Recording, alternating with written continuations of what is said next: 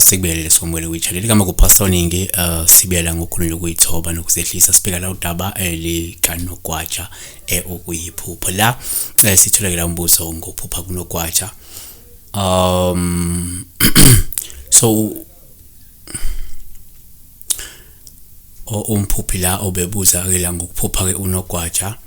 even though singikhohlwe igama bebuza ngelokuphupha unogwaja bephupha ngonogwaja abaningi nje kade babona omunye emncelisa or something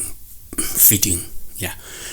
kodwa ke singakusho lokho ukuthi into yokuqala efuna sithi number 1 uma uphupha unogwaja akuvamanga ukuthi kube uphawu lubi sikhathi siningi kuba uphawu luhle esingakusho ukuthi number 1 uma uphupha unogwaja sikuthatha njengophawu lubi uma uphunyuka futhi ubaleka ngoba lokho sokusho ukuthi usukuzolahlekelwa umuntu osukumthanda noma usukuzolahlekelwa umsebenzi noma kuzophunyukwa yithuba eliyinqayizivele empilweni. Number 2 uma uphupha unogwaja kuphawu uma umunyama lungasho ibhadi lingasho isinyama neshwa elingasemhlobeli kwehlele. Leviticus 11 verse 6 uthi ke the rabbit also for though it chews cud it does not divide the hoof it is unclean to you. Number 3 futhi uphupha unogwaja kuphawu lubi uma umnyama lungabe lusho ukuthi kumele mhlawumbe uqaphele futhi ulinde uthandaze ngokuba ke kunabantu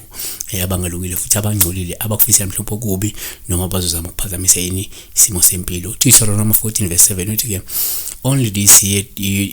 do not eat of those bringing up the cud and of those dividing the cloven hoof, the camel and the hare and the rabbit, for they are bringing up the cud but hoof have not divided, unclean they are to you. Number 4 uma uphupha unogwaja kuphawu sithathe njengo olungabe luchaza okubuma ubamba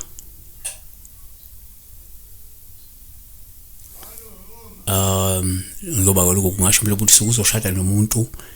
nomlingani ohlakaniphile noma nenhlakanipho kepha onabo ubuqili okuzoba nzima ukuthi mhlawumbe agcine azinzile kuwe yabona.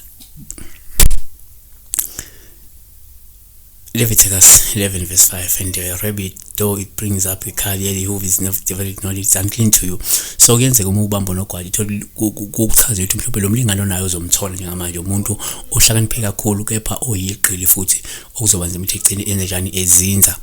kuwena noma ezinza lo budlelwano nobeni yabona. Number 5 uma uphupha unogwaja futhi kuba uphawu uma ulimele noma ke ugula lusho ukuthi mhlawumbe kumele uqaphele kakhulu futhi noma ukukhuleka ngoba ungase mhlawumbe ubhekane nezinkinga ezingalindelekile. Kanti futhi unogwaja kuba uphawu luhluma ubamba kwesinye isikhathi usuke nje lusho ukukhulelwa lusho ukuthi mhlawumbe ngenzeka uthola umntwana emva kokuzama isikhathi eside uma ungumuntu wesifazane. Kanti futhi uma uphupha uthi ubamba unogwaja kuba uphawu luhle futhi olungabuye lisho nje impumelelo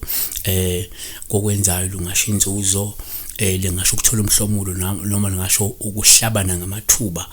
ayinqayizivele ngokuzikhandla kwakho yabona.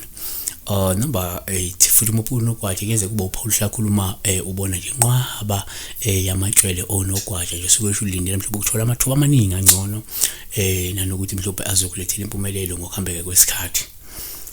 Number 9 uphupha unogwaja kuphawu luhle uma umhlophe lungasho ulindele isimo senhlanhla nokubusiseka ngabe impumelelo kungaba amathuba amahle futhi nanokuthi mhlawumbe ifiso zakho suke zizofezeka kungekudala. Number 10 uma uphupha unogwaja sithatha nje uphawu luhluma ugijimisa noma ke ujaha lusho ukuthi ungadikibali futhi uqhubeka nokuzabalaza nokufaka umfutho uphinde uphokophele phambili uzogcina ukwazile ukufezekisa inhlelo noma ifiso zakho yabona. Number 11 uma uphupha unogwaja kuphawu luhluma unogwaja bedlala wona nje unogwaja begijimisana bedlala lokho kungasho ukuthi lindele isimo senjabulo nabantu ophila nabo noma nabantu osebenza nabo nabantu ukhonza nabo but abantu sobe sondele nawe ukuthi kuzoba nesikhathi senjabulo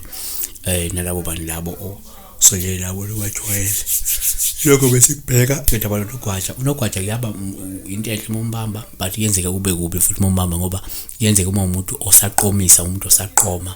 ngenzeka lo mlingano wakho osanda kumthola uma uliphupho livela kanti usanda kuthola umuntu ngenzeka lo muntu wakho lesho umbheke ngoba ngenzeka umuntu ohlakaniphe kakhulu othandekayo kodwa uthola ukuthi unabo ubuqilinyana futhi ngeke azinze kuwena yabona kodwa ngaloko nje kuhle ukubamba unogwaja kuhle kakhulu mobamba kuhle kakhulu kumobamba kodwa nje kuba kubi kwesinye isikhathi uma ukuthi wena uqeda ngene ebudlelwaneni ngenzeka lithi watch out. Siyabonga, be blessed.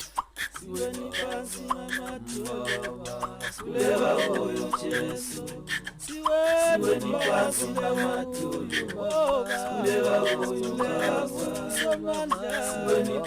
lematulu